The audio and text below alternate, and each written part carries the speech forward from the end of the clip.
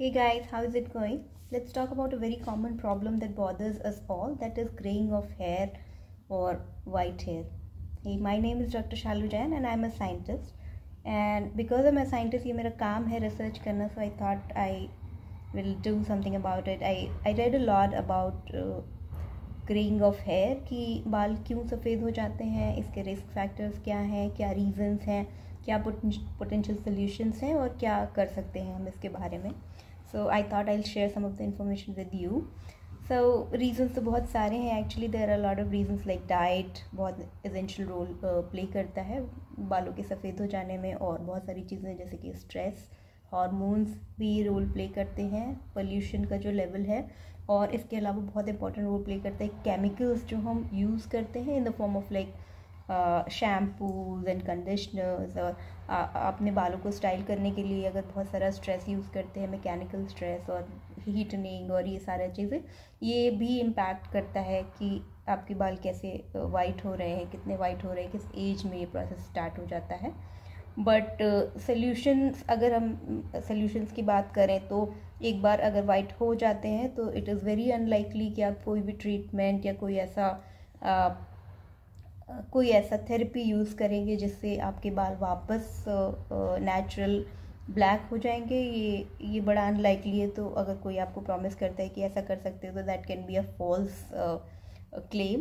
सो आपको वो चेक करना चाहिए and don't go by this false claims. और दूसरा सोल्यूशन ये है कि एक बारी हो गए तो like you can't really get back to the original color of your hair. So but what you can do is that you can take care of a few things like the water quality, the chemical exposure, and diet and stress management. These are a few things which you can be mindful about, and by using that at least you can make sure कि और ज़्यादा आपके बाल white ना हो. तो at least आप उस प्रोसेस को थोड़ा सा स्लो कर सकते हैं और बाकी बालों को बचा सकते हैं. बट एक बारी जो हो गए वाइट, उनका बहुत ज़्यादा कुछ नहीं किया जा सकता है. ये this is what the evidence says.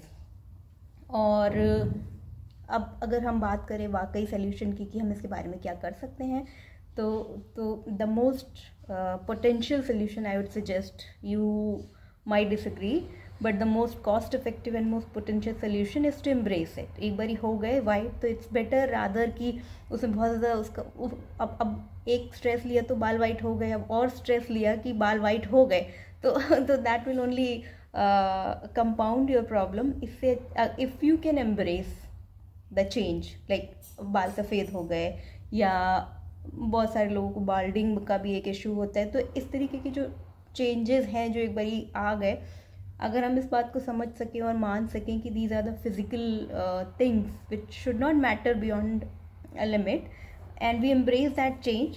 तो ये बहुत सारी चीज़ें हैं. जैसे आप फिर डिपेंडेंसी इतनी नहीं रहती है. बहुत सारे लोगों को मैंने देखा है कि अगर उन्हें कहीं जाना है तो बड़े एंग्जाइटी हो जाती है, बड़े कंसर्न हो जाते हैं कि पहले they have to visit a salon कि हेयर कलर कराना है या ट्रीटमेंट कराना है, उसके बाद ही वो कहीं जा पाएंगे. तो एक डिपेंडेंसी रहती है, आपके दिमाग में एंग्जाइटी रहती है कहीं जाने से पहले कि अरे ऐसे तो नहीं जा सकते, हम ऐसे तो किसी को फेस नहीं कर सकते, अच्छा नहीं लगेगा एंड ऑल. बट एक बार अगर आप कॉन्फिडेंटली उस चेंज को एम्ब्रेस कर लें और उसको फ्लॉन्ट करने लग जाए, तो मुझे नहीं लगता कि बहुत बड़ा कोई ऐसा इशू है. वक्त के साथ सबके बाद बाल सफ़ेद होने ही हैं या इस तरीके के चेंजेस आने ही हैं. तो अगर आपके थोड़े पहले ही हो गए हैं तो that should not bother this much जितना हमने उसको बना रखा है. तो ये एक बड़ा सस्टेनेबल सा सोल्यूशन है कि आप उसके बारे में ज़्यादा सोचें ना, उसको ज़्यादा वैल्यू देना और उस चेंज को एम्ब्रेस करें और उसको अच्छे से फ्लॉन्ट करें.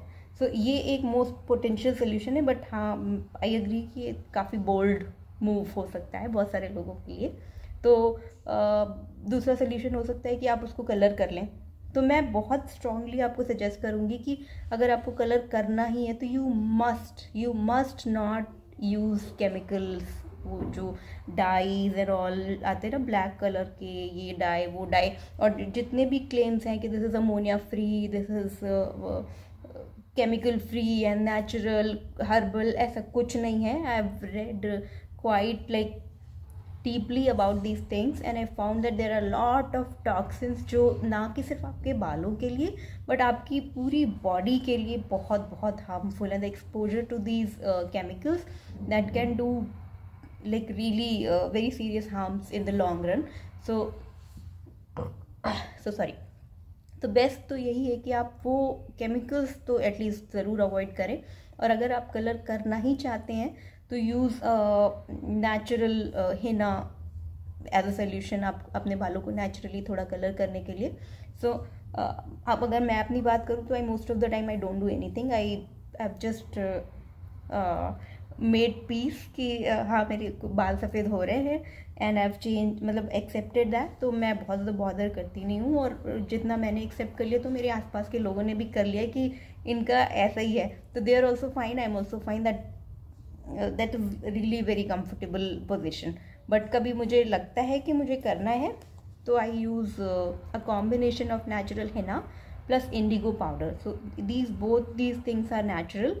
ये नेचुरल पाउडर है, हर्ब्स हैं, इनको आप मिक्स करके एक सर्टेन प्रोपोर्शन में अप्लाई कर लीजिए और फिर वॉश ऑफ कर लीजिए. तो that gives a like fairly good colour. I will just show you how you can do that, but never go for the chemicals. वो डाइज आपको यूज़ नहीं करने. So let me quickly show you how I make my henna paste for coloring my hair, and I will also show you कि वो कैसा दिखता है बाद में.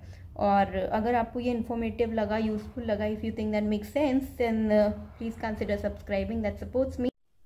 Okay, so I'm taking some hot water. This is lukewarm water, actually not very hot, not very cold, and I'm adding normal जो रोज घर पे यूज़ करते हैं वो टी लीव्स और सम कॉफ़ी पाउडर. सो दोनों को गर्म पानी में अच्छी तरह मिक्स करके थोड़ी देर के लिए छोड़ देंगे ताकि टी का और कॉफ़ी का जो कलर है वो अच्छे से पानी में आ जाएगा. और उतनी देर में मैं क्या करूँगी, आई प्रिपेयर माई आंवला जूस. तो मैं उसमें एक आंवले का जूस ऐड करूँगी इस हिना पेस्ट में. Amla juice is very good for hair. आंवले में बहुत सारा आयरन होता है, विटामिन सी भी होता है, which is very good for hair. और भी it has a lot of good qualities. तो मैं थोड़ा सा आंवले का जूस यूज़ कर रही हूँ. आपको अगर बर्गंडी कलर चाहिए तो आप थोड़ा बीट रूट का जूस भी ऐड कर सकते हैं, या एलोवेरा का जूस भी अच्छा होता है बालों के लिए, वो चीज़ें भी ऐड कर सकते हैं. मैं यहाँ पे सिर्फ आंवला का जूस ऐड कर रही हूँ. आप आंवला पाउडर भी डाल सकते हैं अपने पेस्ट में, जो भी आपके पास अवेलेबल हो वो आप ऐड कर सकते हैं. वो इन्हांस करता है थोड़ा सा कलर और आपके पेस्ट की क्वालिटी को भी, जो कि आपके बालों के कलर को भी इम्पैक्ट करेगा. तो यहाँ पे मैंने एक आंवले का जूस उसको ग्रेट करके स्क्वीज़ कर लिया है, और ये मैं यूज़ करूँगी अपने पेस्ट के लिए. और अब मैं क्या करूँगी, I am taking now I will take this indigo powder. So paste बनाने के लिए मैं इंडिगो और हिना का पाउडर यूज़ करती हूँ. इंडिगो एक हर्ब होता है, वो इसकी पत्तियों का पाउडर है, ये कहते हैं नेचुरल है. सो आई एम जस्ट ट्रस्टिंग. ये खादी ब्रांड का है.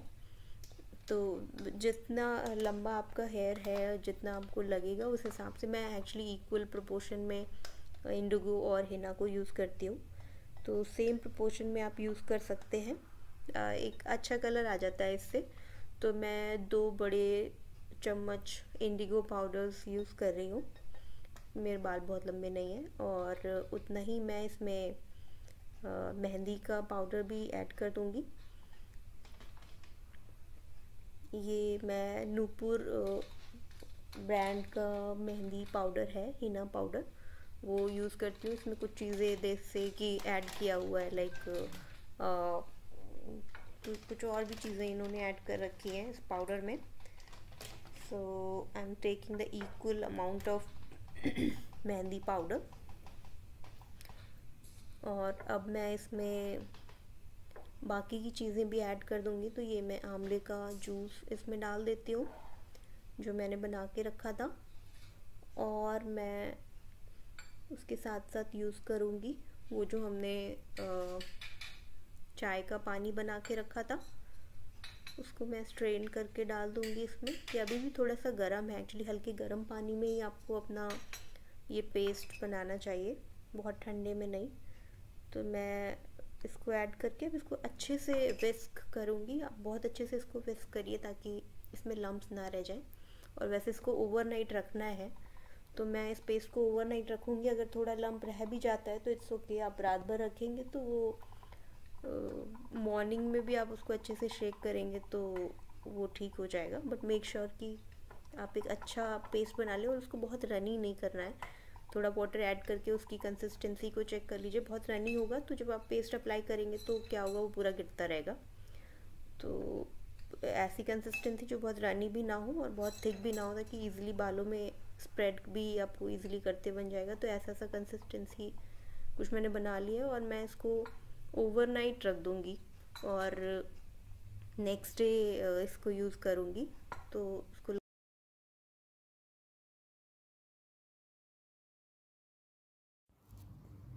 and this is the final color that I got by applying this paste.